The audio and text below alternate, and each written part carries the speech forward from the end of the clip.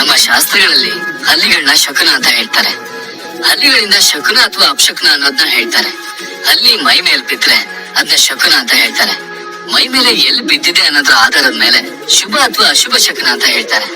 ಅಷ್ಟೇ ಅಲ್ಲ, ಮನೆಯಲ್ಲಿ ಹಲ್ಲಿ ಎಲ್ಲಿರುತ್ತೆ ಮತ್ತೆ ಹಲ್ಲಿನ ಅಕಸ್ಮಾತ್ ಆಗಿ ನೋಡಿದ್ರೆ ಆ ಟೈಮ್ ನೋಡಿ ಕೂಡ ಭವಿಷ್ಯದಲ್ಲಿ ಆಗೋ ಶುಭ ಮತ್ತೆ ಅಶುಭ ವಿಚಾರಗಳ ಸಂಕೇತ ಅದ್ ತಿಳಿಸುತ್ತೆ ಅಂತ ಜ್ಯೋತಿಷ್ಯದಲ್ಲಿ ಹೇಳ್ತಾರೆ. ಹಲ್ಲಿಗಳು ಪುರುಷರ ಬಲಭಾಗಕ್ಕೆ ಬಿದ್ರೆ ಅದು ಶುಭ, ಅದೇ ಎಡಭಾಗಕ್ಕೆ ಬಿದ್ರೆ ಅದು ಅಶುಭ ಅಂತ ಹೇಳ್ತಾರೆ. ಅದೇ ರೀತಿ ಮಹಿಳೆಯರ ಎಡಭಾಗಕ್ಕೆ ಹಲ್ಲಿ ಬಿದ್ರೆ ಅದು ಶುಭ, ಅದೇ ಬಲಭಾಗಕ್ಕೆ ಬಿದ್ರೆ ಅದನ್ನ ಅಶುಭ ಅಂತ ಹೇಳ್ತಾರೆ. ಶಾಸ್ತ್ರಗಳಲ್ಲಿ ಇದನ್ನ ಹಲ್ಲಿ ಶಕುನ, ಗೌಳಿ ಪತನ ಅಂತೆಲ್ಲ ಹೇಳ್ತಾರೆ. ಇದರ ಆಧಾರದ ಮೇಲೆ ಕೂಡ ಭವಿಷ್ಯದ ಬಗ್ಗೆ ತಿಳ್ಕೋಬಹುದು. ಮುಂದೆ ನಡೆಯೋ ಅನೇಕ ವಿಷಯಗಳ ಸಂಕೇತ ಇದಾಗಿರುತ್ತೆ.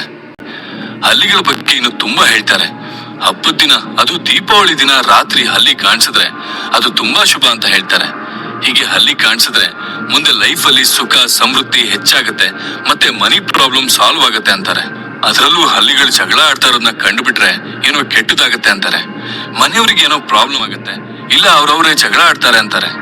ಅಕಸ್ಮಾತ್ ಆಗಿ ಹಲ್ಲಿಗಳು ಜಗಳ ಆಡೋದ್ ನೋಡಿದ್ರೆ ತುಂಬಾ ಕೇರ್ಫುಲ್ ಆಗಿರ್ಬೇಕು. ಹಲ್ಲಿಗಳು ಇಂಟರ್ ಕೋರ್ಸ್ ಮಾಡೋದು ಅಕಸ್ಮಾತ್ ಆಗಿ ಕಣ್ಣಿಗೆ ಬಿದ್ರೆ ಅದು ಶುಭ ಶಕುನ ಅಂತಾರೆ. ಇದರಿಂದ ಗುಡ್ ನ್ಯೂಸ್ ಸಿಗುತ್ತಂತೆ. ಶಾಸ್ತ್ರದಲ್ಲಿ ಕೆಲವು ಕಡೆ ಹಲ್ಲಿಗಳನ್ನ ಪೂಜೆ ಮಾಡೋದ್ರಿಂದ ಮನಿ ಪ್ರಾಬ್ಲಮ್ ಸಾಲ್ವ್ ಆಗುತ್ತೆ ಅಂತ ಕೂಡ ಹೇಳ್ತಾರೆ. ಸತ್ತ ಹಲ್ಲಿ ಬಗ್ಗೆ ಹೇಳ್ಬೇಕಂದ್ರೆ, ಹೊಸ ಮನೆಗೆ ಹೋಗೋ ಟೈಮಲ್ಲಿ ಸತ್ತ ಹಲ್ಲಿ ನೋಡಿದ್ರೆ ಕೆಟ್ಟದ್ದು, ಅದರಿಂದ ಹೆಲ್ತ್ ಪ್ರಾಬ್ಲಮ್ ಆಗುತ್ತೆ.